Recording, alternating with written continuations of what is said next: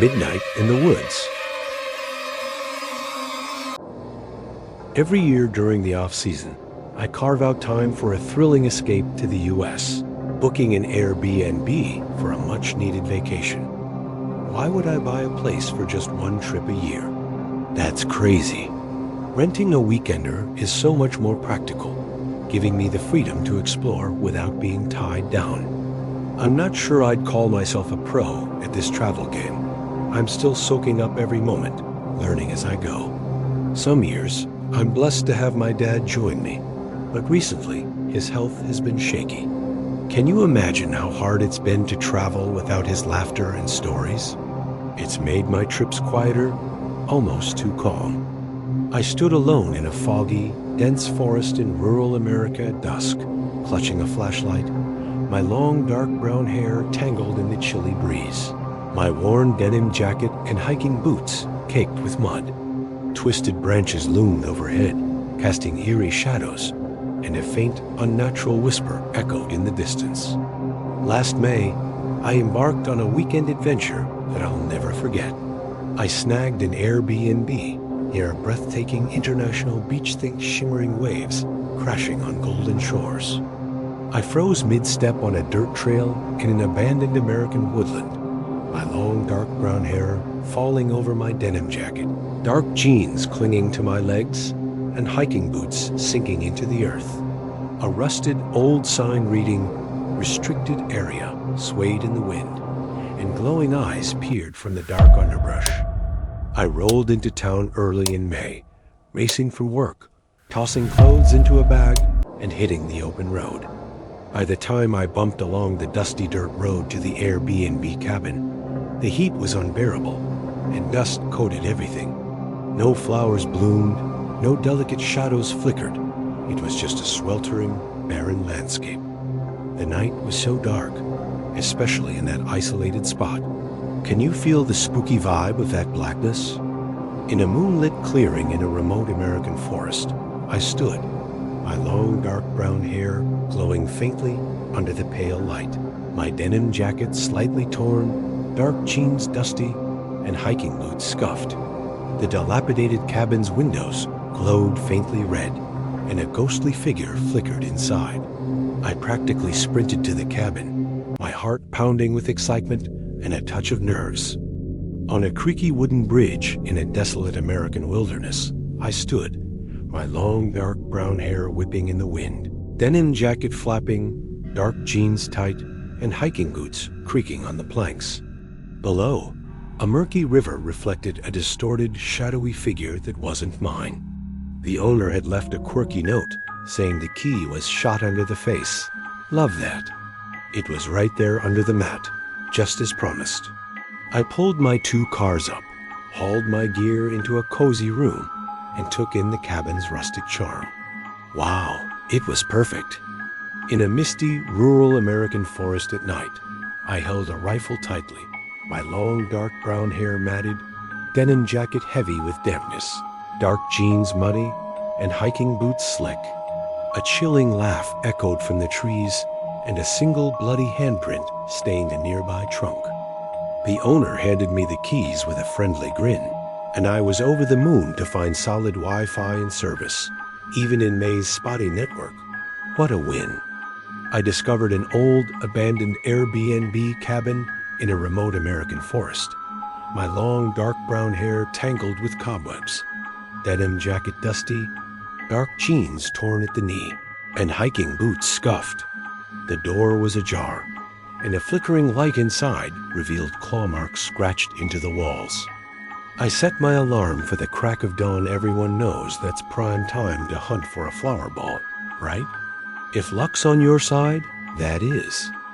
At twilight in a creepy American woodland, I knelt beside a strange glowing flower, my long dark brown hair catching on branches, my denim jacket snagged, dark jeans streaked with dirt, and hiking boots sinking into the soft earth. A shadowy figure watched from the tree line, its face obscured. The next morning, I was up with the sun, key in hand, and ventured into the woods by midday. This place was so remote, I tucked the key behind a flower shade, I spotted pretty clever, huh? I ran through a dark American forest, my long dark brown hair disheveled, denim jacket torn, dark jeans muddy, and hiking boots pounding the ground.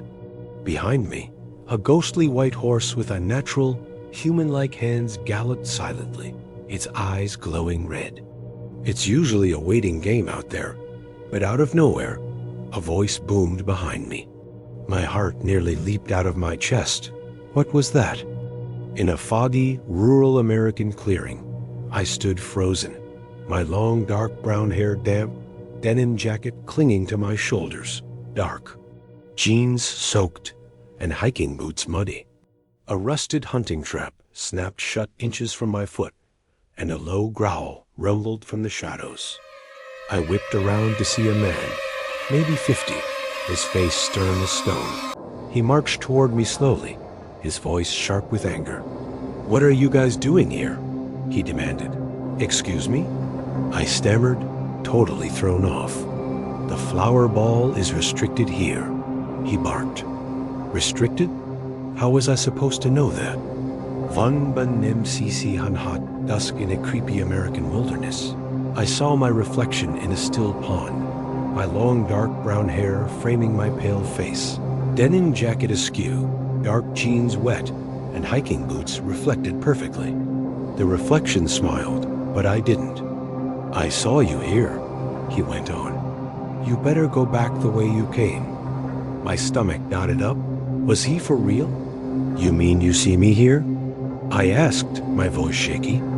I walked a dirt road in rural America, my long dark brown hair blowing wildly, denim jacket flapping, dark jeans dusty, and hiking boots crunching gravel. A ghostly hitchhiker in tattered clothes appeared ahead, vanishing when I blinked. He ranted about out-of-towners sneaking to the flower shade for all the wrong reasons. I apologized like crazy. I didn't want any trouble. At night in a remote American forest, I found a child's shoe on a trail, my long dark brown hair catching in the breeze, denim jacket heavy, dark jeans streaked, and hiking boots sinking into mud. A faint giggle echoed, but no one was there. I grabbed my stuff and hightailed it back, glancing over my shoulder. Poof, he vanished. Where did he go? In a rural American forest at dusk, I found an old photograph on the ground, my long dark brown hair tangled, denim jacket torn, dark jeans muddy, and hiking boots worn. It showed me standing in that exact spot, but I was alone now. I jumped in my car, drove to another spot, and found a guidebook on flower balls. In an abandoned American campsite, I stood, my long dark brown hair matted with leaves, denim jacket dusty, dark jeans ripped, and hiking boots scuffed. A campfire flared up suddenly, revealing strange symbols carved into the trees. I spent the first 2 days exploring, but as night fell, I headed back to the AirBnB to grab some food. At twilight in a rural American forest, I heard footsteps behind me, my long dark brown hair whipping around, denim jacket tight, dark jeans clinging, and hiking boots crunching leaves. I turned to find my own footprints trailing me, impossibly fresh. When I returned, the door was locked tight. I know I locked it before, but something felt wrong. I discovered an old well in a creepy American woodland, my long dark brown hair damp with mist, denim jacket heavy, dark jeans soaked, and hiking boots slick. A faint voice called my name from its depths. Inside, things were out of place, and the flower shade? Unlocked. Did I forget to lock it? I always lock it, don't I? In a foggy, remote American forest, I found a rusted rifle leaning against a tree, my long dark brown hair tangled, denim jacket torn, dark jeans muddy, and hiking boots worn. It was warm to the touch, as if recently fired. My pulse raced as I checked every room, then gave up. I was too stuffed to cook, so I dashed to a nearby spot for some tasty chino rice paper yum. Van benem cc hun at midnight, in a creepy American woodland, I saw a shadowy figure mimic my movements from across a clearing, my long dark brown hair catching in the wind, denim jacket flapping, dark jeans tight, and hiking boots planted firmly. Back at the cabin, I scarfed down my meal and crashed, planning to hit the flower ball again before dark. At twilight in a desolate American forest, I found a trail of bloody footprints that matched my own boots. My long dark brown hair matted, denim jacket torn, dark jeans streaked, and hiking boots caked with mud. But after an hour of searching, I found zilch. My dad always said, a flower ball could take 10 minutes or 10 days to find. Isn't that so true? I stood in an abandoned American campsite at night, my long dark brown hair slick with rain, denim jacket heavy, dark jeans soaked, and hiking boots muddy. A tent unzipped slowly from the inside, but no one emerged. It's all about being in the right place at the right time. And man, luck was not my friend that day. The next morning, I was pumped and ready for action. I stormed into the bedroom, flicked on the light, and pointed my gun at the window. "Get out now, or I'll shoot," I shouted, half thinking I was just paranoid. Was anyone even there? At dawn in a desolate American forest, I stood, my long dark brown hair damp from mist, denim jacket heavy, dark jeans soaked, and hiking boots muddy. I found a trail of blood leading to an empty cabin, and the door slammed shut behind me. But then, holy cow, the window swung wide open. That same old man stepped out, his grumpy face now twisted into a smug, disappointed smile. "You got me," he said, almost mocking me. "Don't move." I yelled, fumbling for my phone to dial 911. I stood in a rural American clearing at midnight, my long dark brown hair tangled, denim jacket torn, dark jeans muddy, and hiking boots warm. A ghostly figure in a hooded cloak watched from the tree line, holding a flickering lantern. Thank goodness I had a job to keep me grounded. I told the dispatcher the first was armed and had an intruder at gunpoint. Waiting for the police felt like an eternity. Can you imagine the adrenaline? I explored a decaying barn in rural America, my long dark brown hair tangled with cobwebs, denim jacket dusty, dark jeans torn, and hiking boots scuffed. Cobwebs clung to me, and a shadowy figure moved in the loft above, whispering my name. While we waited, he lectured me, saying he was disappointed in people like me, showing no respect for the minister. What on earth did that mean? I didn't bite, I just told him to zip it. In a desolate American woodland under a stormy sky, I stood, my long dark brown hair slick with rain, denim jacket heavy, dark jeans soaked, and hiking boots muddy. I found a locked diary half buried in the dirt, and a cold breath grazed my neck as I opened it. When the police finally showed up, they arrested him. Thank God. It was quick since I had him pinned. But something was off. The officer said the door was ready, whatever that meant. Did they arrest the door? I was so confused. At midnight in a creepy American woodland, I stood, my long dark brown hair catching in the wind, denim jacket flapping, dark jeans tight, and hiking boots planted firmly. A radio static crackled from an empty clearing, whispering my name through the noise. They claimed there were no secrets, that the door was locked, but they seemed more annoyed with me than concerned. No apologies, no checking if I was okay, just questions about who this guy was. I didn't even know his name. Did they think I was making it up?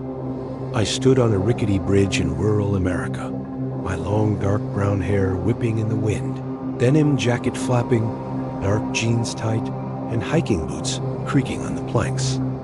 Shadows moved beneath the water, forming human-like shapes that reached upward. Thank heavens I had my weapon to handle things fast. I was only 14 when another wild incident shook me, my first year hunting with family. Our camp was 9 blocks west, a solid 100 blocks from our spot. Up north, winter mornings glowed bright and early. At 4 a.m., I was wiped out and decided not to hunt. I was using a .243 rifle, perfect for game. At night in a remote American forest, I stood, my long dark brown hair matted, denim jacket heavy, dark jeans soaked, and hiking boots muddy. I found a locked chest buried in the dirt, with scratching sounds coming from inside. Suddenly, I heard trees crash. Was that a horse? I scanned for a minute, but it wasn't a horse, it was something else entirely.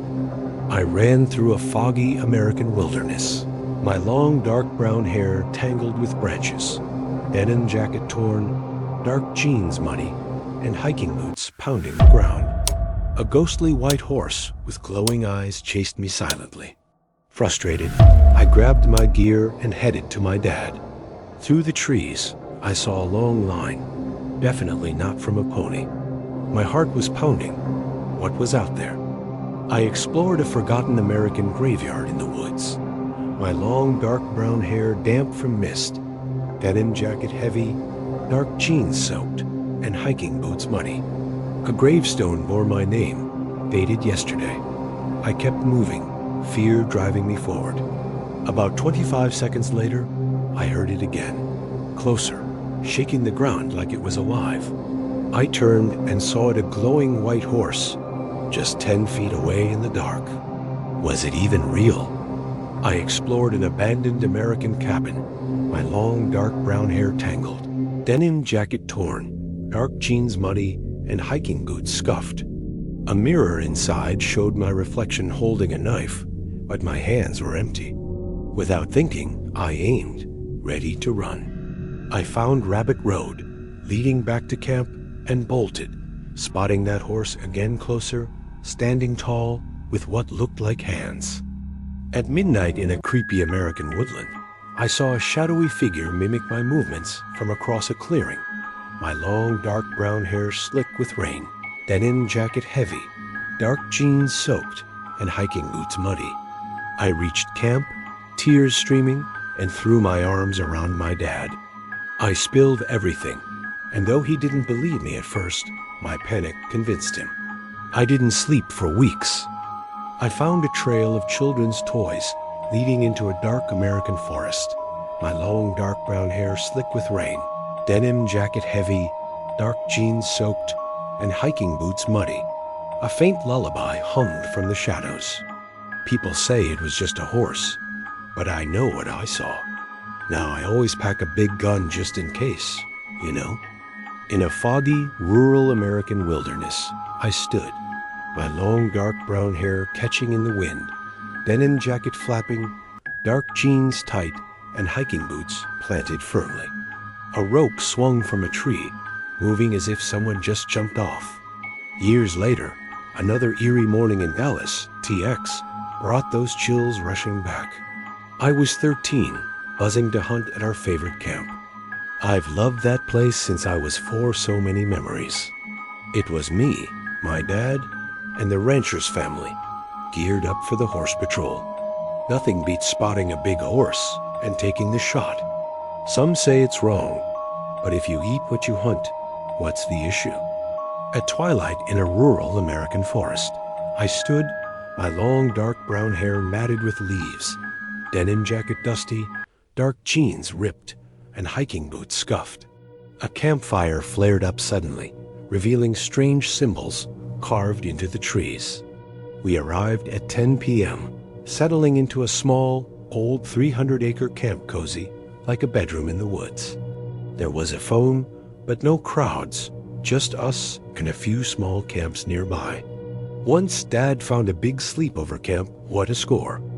At dawn in a desolate American forest, I found a trail of blood leading to an empty cabin, my long dark brown hair damp from mist, denim jacket heavy, dark jeans soaked, and hiking boots muddy. The door slammed shut behind me. The camp was nestled in dense woods, with a clearing perfect for shooting. We laughed and swapped stories until a bone-chilling laugh echoed through the trees. What the heck was that?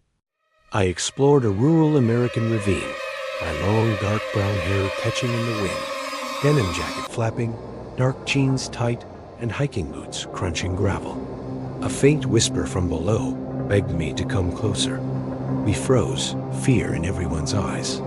The camp owner, a kind man in his 70s, sent us to check it out.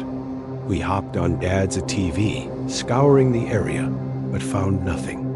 In a creepy American woodland at night, I saw my shadow move independently, my long dark brown hair tangled, denim jacket torn, dark jeans muddy, and hiking boots worn. It pointed to a dark path. Still spooked, I slept with my gun close, ready to bolt at dawn. Dad left me alone in the dark, expecting me to handle it. Was he kidding? I trudged to the clearing, hands trembling, waiting for light. I found an old cassette player in a remote American forest. My long dark brown hair matted, denim jacket heavy, dark jeans soaked, and hiking boots muddy. It played a recording of my own voice, screaming. 20 minutes later, still dark, I saw something move. Dad's flashlight helped, but what I saw still haunts me. A figure, monstrous yet human-shaped, heading my way. That same creepy laugh rang out, louder, closer. Fear doesn't even cover it. At dawn in a rural American clearing, I saw a ghostly figure of myself, standing at the edge of the trees, my long dark brown hair glowing faintly, denim jacket torn, dark jeans muddy, and hiking boots scuffed, beckoning me. I grabbed my .22 and fired wildly at its spot. It vanished. I called Dad frantic, and we searched together, finding no trace, not even blood. Was it real? I stood in a foggy American forest, my long dark brown hair matted with dirt, denim jacket heavy, dark jeans soaked, and hiking boots muddy. A circle of candles lit up around me, and a chilling voice whispered, "You shouldn't be here." That was spring 1986, when I was 23, and the woods, my safe haven, turned terrifying. I've never seen shadow people or ghosts in Beijing, where I worked as a petite woman in a small city. My true loves were ballooning and fishing such simple joys. Before 1986, finding a fishing spot was a breeze. Just ask a local. At Coon Ridge, far from town, I'd fish at dusk, my favorite time. One evening, I hiked 3.25 miles with my gear, crossing hills and streams to a perfect spot. Ready to fish at 5:30 p.m., I heard a rustle something huge. I waited, heart racing, but saw nothing. By 8 p.m., under the night sky, I could still shoot 15 meters. Then I heard it again, moving down a tree. I bolted, spotting two figures on the road, a man and a young girl, silent, unmoving. Pretty tough out here, right? I called out. Nothing. They didn't budge. I kept walking, heart pounding, and they never moved. I reached my camp, shaken, wondering how they got there with no vehicles around. The next day, I found my paths tampered with. Someone was watching me. I stopped hunting there, too scared to go back. What was out there? Craving true horror stories that chill your bones? Hit that subscribe button and ring the bell for the scariest stories in the world. Share your creepy park story in the comments below.